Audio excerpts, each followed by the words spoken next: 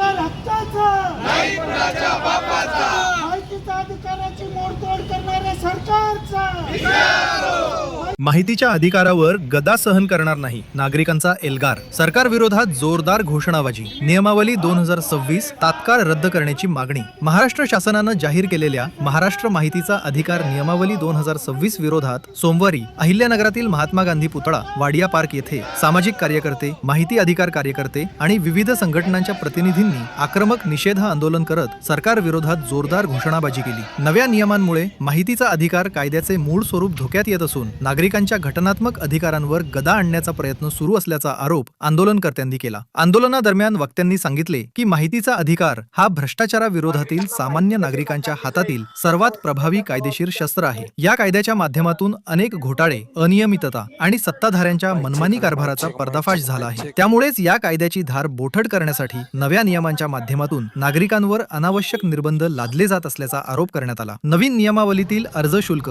Appeal शुल्क आणि माहितीच्या प्रतींचे वाढीव शुल्क, माहिती मागण्यामागील कारण नमूद करण्याची अट, ओळखपत्र जोडण्याची सक्ती, एक विषय एक अर्ज ही मर्यादा, पुनरावृत्ती अर्ज फेटाळण्याची तरतूद तसेच सुनावणीला गैरहजर राहिल्यास अपील निकाली काढण्याची व्यवस्था. यामुळे माहिती मिळवण्याची प्रक्रिया अधिक खर्चिक, गुंतागुंतीची आणि नागरिकांसाठी जाचक होणार असल्याचे आंदोलनकर्त्यांनी स्पष्ट केले. यावेळी वक्त्यांनी ठाम शब्दात सांगितले, माहितीचा अधिकार हा सरकारने दिलेला उपकार नसून संविधानानं नागरिकांना दिलेला मूलभूत लोकशाही अधिकार आहे. या अधिकारावर कुठल्याही प्रकारचा गदा आणण्याचा प्रयत्न सहन केला जाणार नाही. आंदोलनात ज्येष्ठ समाजसेवक अण्णा हजारे यांनी माहितीच्या अधिकारासाठी केलेल्या दीर्घ संघर्षाचाही उल्लेख करण्यात आला. सरकारनं त्यांच्या इशाऱ्याकडे गांभीर्यानं लक्ष द्यावे आणि नागरिक विरोधी तरतुदी तातडीनं मागे घ्याव्यात, अन्यथा राज्यभर व्यापक जन आंदोलन उभारले जाईल असा इशारा आंदोलनकर्त्यांनी दिला. आजचे आंदोलन ही केवळ सुरुवात असून माहितीचा अधिकार अबाधित राखण्यासाठी आणि नागरिकांच्या घटनात्मक अधिकारांच्या संरक्षणासाठी पुढील काळात अधिक तीव्र लढा उभारला जाईल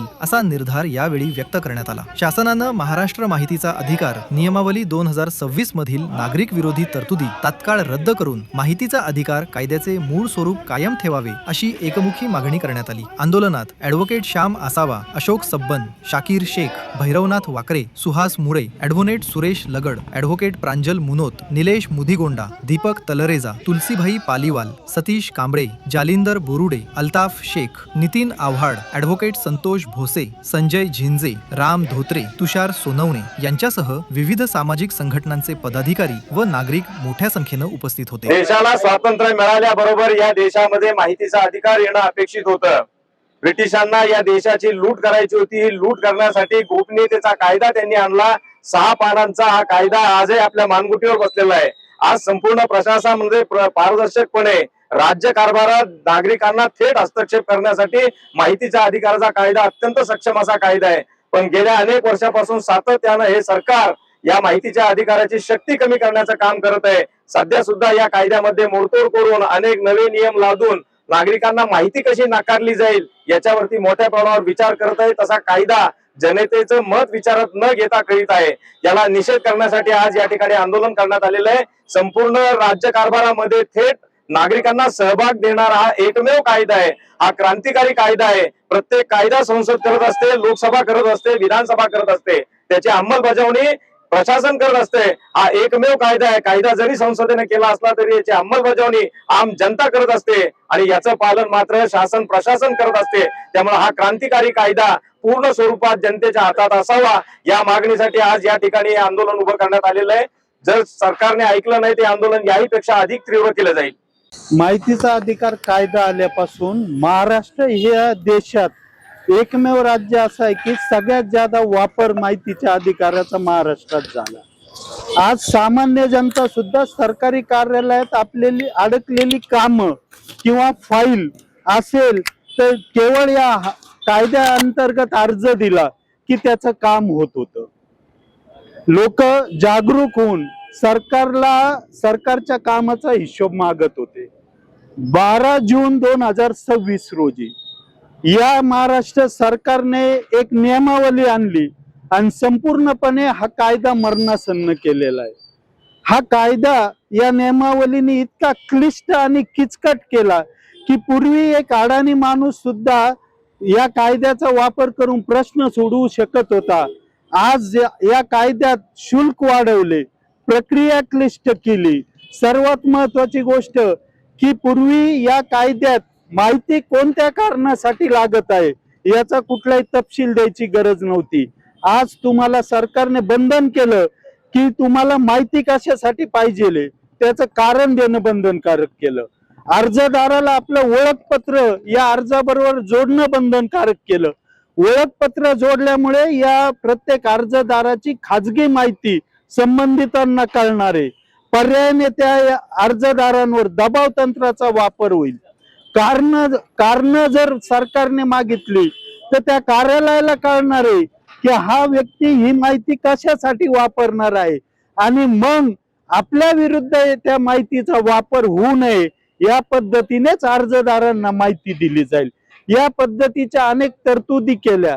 सर्वात महत्वाचं आणि घातक हे होतं की अर्ज दिल्यानंतर संबंधित माहिती अधिकारी या माहिती जी तुम्ही मागितली ती जनहितार्थ कशी आहे याचा पुरावा अर्जदाराने द्यायचा आहे.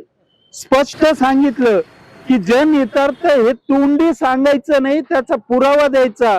अरे सरकारी कार्यालयातली प्रत्येक माहिती हा कायद्यात एकच वाक्य इतकं महत्वाचं होतं, संसद मधले असलेल्या खासदाराला जी माहिती घेण्याचा हक्क आहे तीच या देशातील सामान्य नागरिकाला माहिती घेण्याचा हक्क आहे.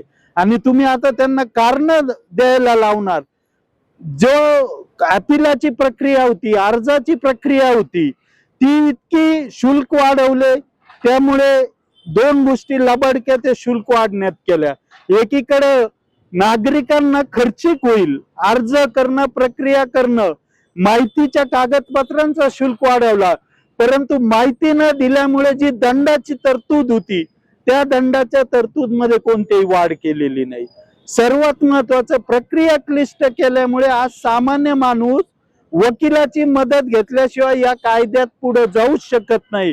आणि या कायद्यात सांगितलं, स्पष्टपणे लिहिलं की सामान्य माणूस तिराईत इसमाची मदत घेऊ शकतो परंतु वकिलाची मदत घेऊ शकणार नाही. हे स्पष्ट, याचा अर्थ स्पष्ट आहे. कोणत्याही पद्धतीने आता या कायद्याचा वापर लोकांनी करू नये या कुटील हेतूने आणि हा कायदा पूर्णपणे मरणासन्न व्हावा. आज या देशात विरोधी पक्ष राहिलेले नाही, जनता आपल्या प्रश्नांमध्ये गुंतलेली आहे. त्यामुळे आपल्या सत्तेचा दुरुपयोग करत या सत्तेत असताना इतकी मोडतोड या कायद्याची केलेली आहे की यापुढे लोकांना आपले प्रश्न सोडवणं अत्यंत त्रासदायक होणार आहे आणि सरकारमधली पारदर्शकता पूर्णपणे संपुष्टात येणार आहे.